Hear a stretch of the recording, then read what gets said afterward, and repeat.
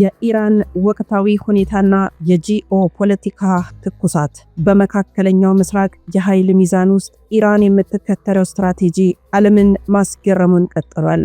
11ዱን ሀያላን ሀገራት ያስጨነቀው የኢራን ሚስጥር ምንድነው? ኢራን ለብቻዋ በምዕራባውያን ማዕቀብ ውስጥ ሆና እንዴት ተጽዕኖ ፈጣሪ ልትሆን ቻለች የሚለው ጥያቄ ብዙዎች ነው። ሚስጥሩም ይህን ይመስላል። አንደኛው የጥላ ጦርነት ይሉታል፣ ፕሮክሲ ዋርፌር። በሊባኖስ፣ የመን፣ ኢራቅ ያሉ ታጣቂዎችን በማስታጠቅ ጦርነቱን ከገዛ ድንበሯ ውጭ ማድረግ መቻሏ። በሁለተኛነት የሚነሳው የድሮንና ሚሳኤል ቴክኖሎጂዋ ነው። እጅግ ርካሽ ግን ገዳይ የሆኑ ድሮኖች በብዛት በማምረት የዘመናዊ ጦርነትን ህግ መቀየሯ። በሶስተኛ ደረጃ ተንታኞቹ ስትራቴጂካዊ ትዕግስት ይሉታል። አሜሪካና አጋሮቿ በቀጥታ ጦርነት ውስጥ ሳይገቡ ነገር ግን በኢኮኖሚና በፖለቲካ ድካም ውስጥ እንዲቆዩ የማድረግ ብልሃቷ ነው። ለመሆኑ እስካሁን ባለው ይፋዊና ታማኝ የሚዲያ መረጃዎች እንደ ወርልድ ሞኒተር እና ሌሎችም ዓለም አቀፍ የዜና ምንጮች ኢራን የአሜሪካን ነዳጅ ጫኝ አውሮፕላን ታንከር ፕሌን አቃጠለች የሚል የተረጋገጠ ዘገባ ባናገኝም፣ ነገር ግን እውነታው ኢራን በፋርስ ባህረ ሰላጤ ላይ የነዳጅ ጫኝ መርከቦችን የመያዝ ወይም የማገት እርምጃዎችን በተደጋጋሚ ወስዳለች። አውሮፕላን የማቃጠል ክስተት ቢኖር ኖሮ ይህ ወደ ቀጥተኛ የዓለም ጦርነት ሊያመራ የሚችል ከባድ ድርጊት ስለሚሆን መረጃው በስህተት የተሰራጨ ወይስ ደግሞ አሜሪካና እስራኤል ይህንን ለራሳቸው ያደረጉት ይመስላል? ይህን በትንታኔ እንመጣበታለን። ሌላው የኢራንና አዘርባጃን ውጥረት ሴራ ወይስ ጥቃት የሚለውንም ፈትሸነዋል። በኢራንና በአዘርባጃን መካከል ያለው ግንኙነት እጅግ የሻከረ መሆኑ እውነት ነው። ኢራን በአዘርባጃን ላይ ቀጥታ መጠነ ሰፊ ጥቃት አልሰነዘረችም። ነገር ግን በድንበር አካባቢ ወታደራዊ ልምምዶችን በማድረግ ማስጠንቀቂያ ስትሰጥ መቆየቷን መረጃ አግኝተናል። ኢራን አዘርባጃንን የምጠረጥራቸው የእስራኤል የስለላ ተቋማት ሞሳድ መሸሸጊያ ሆናለች በሚል ነው። ይህ ደግሞ ለአሜሪካና ለእስራኤል ስትራቴጂካዊ ጠቀሜታ ስላለው ጉዳዩ የሁለቱ ሀገራት ሴራ ያለበት እንደሆነ በብዙ ተንታኞች እየታመነ ነው። ሌላው የምናነሳው ነጥብ ሞጅታባ ኻሚኒ ነው። የጥላው ንጉስ ወደ መንበሩ በሚል ፈትሸኗል። የአያቶላህ አሊ ኻሚኒ ልጅ ነው። ተገድሏል ከተባለ በኋላ አለው በህይወት አስፈላጊ ከሆነ ሌሎችም ሞተዋል የተባሉ ሁሉ ይመጣሉ ሲል ዓለምን በድንጋጤ ያንቀጠቀጠው ሰው ነው። ይህ የአያቶላህ አሊ ኻሚኒ ልጅ የሆኑት ሞጅታባ ኻሚኒ ጉዳይ እጅግ አነጋጋሪ እንዲሁም ደግሞ አስፈሪ ሁኔታን አምጥቷል። ከአባቱ በላይ የሰላ አእምሮ አለው። በጣም አደገኛና ኃይለኛ ሰው ነው ወደ መንበር የመጣው ይላሉ። ሁኔታውም ሞጅታባ ለዓመታት ከትዕይንቱ ጀርባ የኢራን የደህንነትና የወታደራዊ መዋቅርን ሲዘውሩ የቆዩ ሰው ናቸው። ሞተዋል የሚሉ ወሬዎች ቢናፈሱም አሁን ግን የአባታቸውን ቦታ ለመተካት ዋነኛው እጩ መሆናቸው ይታወቃል። ሞጅታባ ካበታቸው በበለጠ ጠንካራ አቋም ያላቸው በመሆናቸው እርሳቸው ስልጣን መያዛቸው ለምዕራባውያን ታላቁ ራስ ምታታቸው ነው እየተባለ ነው። አሜሪካና እስራኤልም በዚህ ምላሻቸው አሜሪካና እስራኤል ተጨማሪ ማዕቀቦችን በመጣልና በኢራን ውስጥ ህዝባዊ አመጽ እንዲቀሰቀስ በማድረግ የሽግግር ሂደቱን ለማደናቀፍ ሊሞክሩ ይችላሉ ተብሎም ተሰግቷል። በመካከለኛው ምስራቅ ያለው የኃይል ፍልሚያ ከቃላት ጦርነት ወደ ተግባራዊ ፍጥጫ የተቀየረው እንዲሁም በርካቶች የሞቱበትና ብዙ መሰረተ ልማቶች የወደሙበት ቢሊዮን ዶላሮች የፈሰሱበት ጦርነት ተጀምሯል። እናም ይህን አስፈሪ ነገር ከላይ የተነተነውን ሁሉ ለናንተ እንዲህ እናቀርበዋለን። ሰላም ጤና ፍቅር በረከት ተመኘንላችሁ ወደ ቤተሰቦቻችን በያላችሁበት የዓለም ዙሪያ ሁሉ እንደምን ቆያችሁን። ሮማን ጸጋዬ ነኝ ከአክሱም ቲዩብ። እንዳለመታደል ሆኖ እንግዲህ በጦርነቶች ዘገባ ነው እለት እለት እየተገናኘን ያለ ነው። ምክንያቱም ይሄ ኢትዮጵያችንንም የሚመለከት ነው። በመካከለኛው ምስራቅ በረሃዎች ላይ የሚነፍሱ አቧራማ ንፋሶች ዛሬ ፖለቲካ ትኩሳትን ያዘሉ ናቸው ማለት ነው። ከቀን ወደ ቀን ነገሩ እየጋለ ነው። ኢራን ደግሞ እንግዲህ የዚህን ያህል ትዘልቃለች ተብሎ ባይጠበቅም ቀስ እያለች እያደባች እንግዲህ ወደ 11 የሚሆኑ ሀገራትን እንደመከተች ነው እየተነገረላት ያለው። ይሄ መረጃ ምን ይመስላል፣ ቀጣዩስ ምንድነው እኛ ስጣ ፈንታ የሚለውን በዚህ ዝግጅት ላይ ዘረላችሁ ቀርበናል። አብራችሁን ስለምትሆኑ ከወዲሁ እናመሰግናለን። ሰናይ ቆይታ ይሆንላችሁ። የፋርስ ስልት፣ የኢራን ስውር ክንድና የዓለሙ ስጋት። በመካከለኛው ምስራቅ በረሃዎች ላይ የሚነፍሰው አቧራማ ንፋስ ዛሬ ፖለቲካ ትኩሳትን አዝሏል። ኢራን ለዓመታት በማዕቀብ ታጥራ በጠላቶች ተከባ ዛሬም ድረስ በዓለም መድረክ ላይ የማይበገሩ የሚባሉ ሀገራትን የምታንቀጠቅጥበት ሚስጥራዊ ጥበቧ ለመሆኑ ምንድነው? የ11ዱ ሀያላን ሀገራት ድንጋጤ፣ የተመጣጠነው ስጋት ስትራቴጂ። ኢራን 11 ሀያል ሀገራትን አሜሪካ፣ የአውሮፓ ህብረትን ጨምሮ የምታንቀጠቀጥበት ሚስጥር በወታደራዊ ብዛት ሳይሆን ውስብስብ ትስስር ላይ የተመሰረተ ነው። የመከላከያ ጋሻ ያላት ሀገር ኢራን ጦርነቱን ወደ ቤቷ አታስገባውም። ይልቁንም በሶሪያ፣ በሊባኖስ ሂዝቦላህ፣ በየመን ሁቲና በኢራቅ አማካኝነት የመቋቋም ግንባርን ፈጥራለች። አሜሪካ ኢራንን ብትመታ እነዚህ ሁሉ ግንባሮች በአንድ ጊዜ እስራኤልን የአሜሪካ ጥቅሞችን ያቃጥላሉ። በቢሊዮን ዶላር የሚቆጠሩ የአሜሪካ ጀቶች ጥቂት ሺህ ዶላሮች በሚያወጡ የኢራን ሻሂድ ድሮኖች መርበብ ውስጥ በመክተት መቻሏ ዓለምን አስገርሟል። የርካሽ ግን ደግሞ ገዳይ ስልት ሀያላኑን ግራ አጋብቷቸዋል። ሌላው በሁለተኛ ደረጃ የተነሳው የነዳጅ ጫኝ አውሮፕላን ድራማ ነው። እውነት ወይስ ፕሮፓጋንዳ? እስኪ እንደዚህም ፈትሸው። ኢራን የአሜሪካን ነዳጅ ጫኝ አውሮፕላን አቃጠለች የሚለው ወሬ በዲጂታል ሚዲያው ላይ እንደ ሰደድ እሳት ቢናፈስም በወታደራዊ ሳይንሱ ግን ትልቅ ጥያቄ ምልክት ይነሳበታል። ትንታኔውን ስናየው ኢራን የአሜሪካን አውሮፕላን በቀጥታ ብታቃጥል ይህ አክት ኦፍ ዋር የጦርነት አዋጅ ተደርጎ ይወሰዳል። በአሁኑ ወቅት ኢራን የምትመርጠው ግራጫ ቀጠና ውጊያን ነው። ይህም ማለት በቀጥታ ሳትጋፈጥ በመርከቦቹ ላይ ጥቃት በማድረስ ወይም ድሮኖችን በመላክ የምታደርገው ትንኮሳ ነው። ወሬው ራሱ በነዳጁ ገበያ ላይ ድንጋጤን በመፍጠር የምዕራባውያንን ኢኮኖሚ ለማናጋት እንደ ሳይኮሎጂካል ጦርነት ጥቅም ላይ ይውላል። ሌላው የአዘርባጃን ፍጥጫና የሴራው ድርና ማግ ነው። በኢራን በአዘርባጃን ድንበር ላይ ባለው ውጥረት ከሁለት ሀገራት ግጭት በላይ ነው። እዚህ ጋር የእስራኤል ፔሪፌሪ ስትራቴጂ በግልጽ ይታያል። የእስራኤል ሰላዮች በመስኮት ስር ኢራን የምታምነው አዘርባጃን ግዛቷን ለእስራኤል ድሮኖች ሰላዮች ክፍት አድርጋለች ብላ ነው።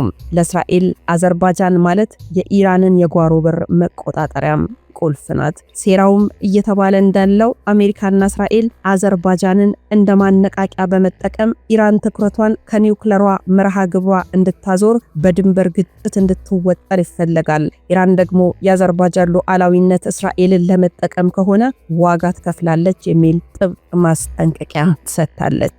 ሞጅታባን እናንሳው። ሞጅታባ ኻሚኒ ከጥላው በስተጀርባ ያለው አዲሱ ንጉስ የአያቶላህ አሊ ኻሚኒ ሁለተኛ ልጅ የሆኑት ሞጅታባ ኻሚኒ ጉዳይ የ2026 ትልቁ የፖለቲካ እንቆቅልሽ ሆኖ ከሞት ተነስቶ ብቅ ብሏል። አልሞቱም። አዎ ሞጅታባ ለዓመታት በሚስጥር ተጠልለው የቆዩት ለደህንነታቸው ሲባል ነው። አሁን ግን አባታቸው ተገድለዋል ከተባሉ በኋላ ሞጅታባ የአብዮታዊ ጥበቃ IRGC ሙሉ ድጋፍ አግኝተው ብቅ ብለዋል። እሳቸውም ከአባታቸው የከፉ ልጅ ናቸው ይሏቸዋል። ሞጅታባ ከአባታቸው የበለጠ ለምዕራባውያን የማይበገሩ፣ ለድርድር የማይቀመጡ እጅግ ወታደራዊ አስተሳሰብ ያላቸው እንደሆኑ ይነገራል።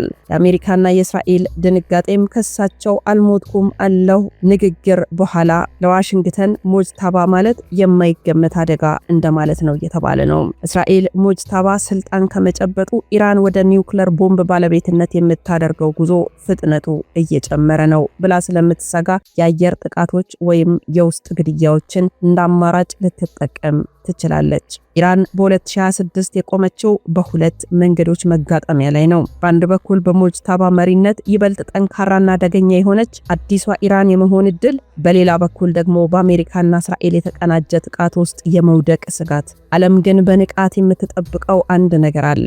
የፋርስ ቼዝ ተጫዋችነት ቀጣዩ እርምጃ ምን ይሆን?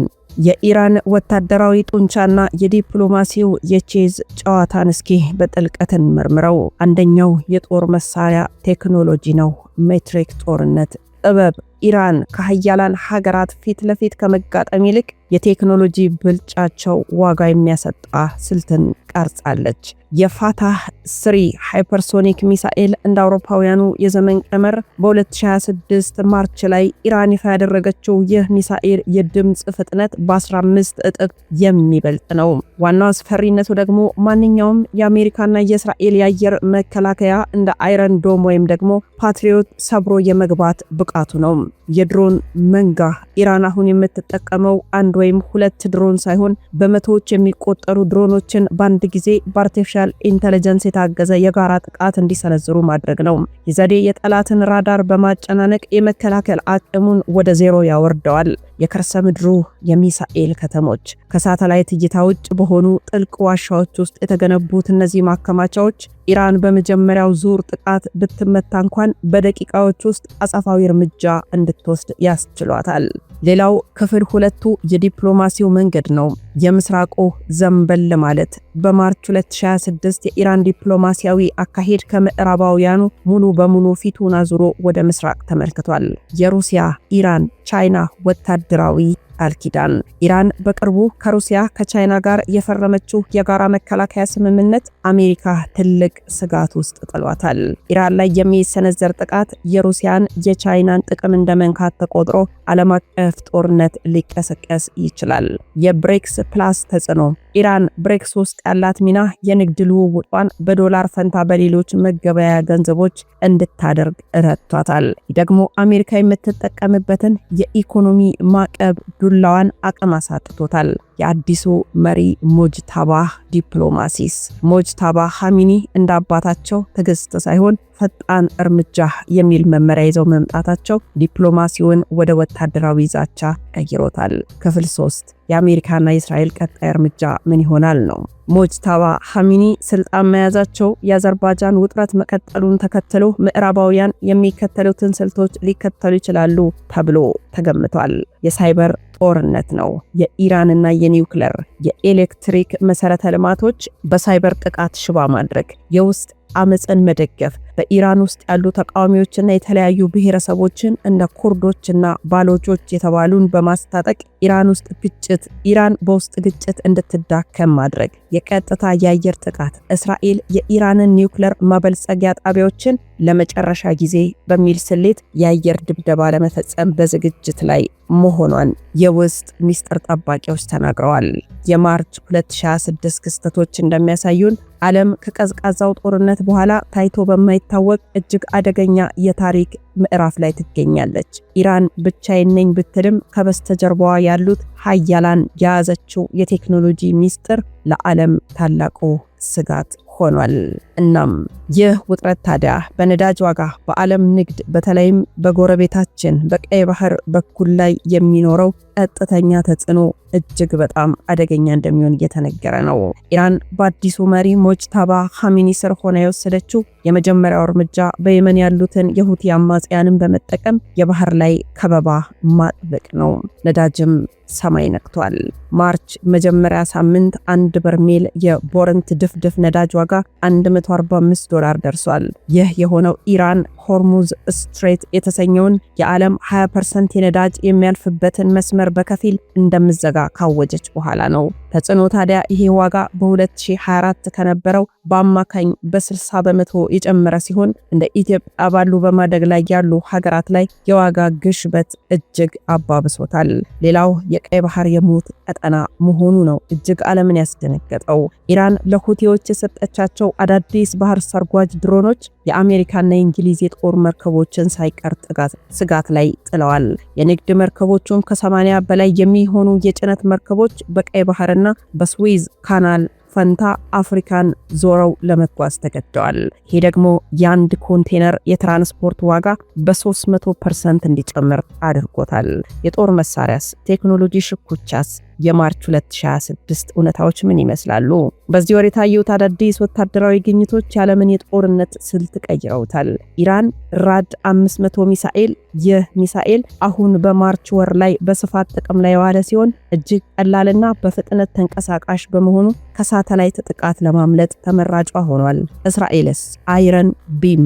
እስራኤል ለድሮን ጥቃቶች ምላሽ ለመስጠት በሌዘር የሚሰራ መከላከያ በስፋት አሰማርታለች። ይሁን እንጂ የኢራን መንጋ ድሮኖች የመከላከያውን አቅም እየፈተኑት ይገኛሉ።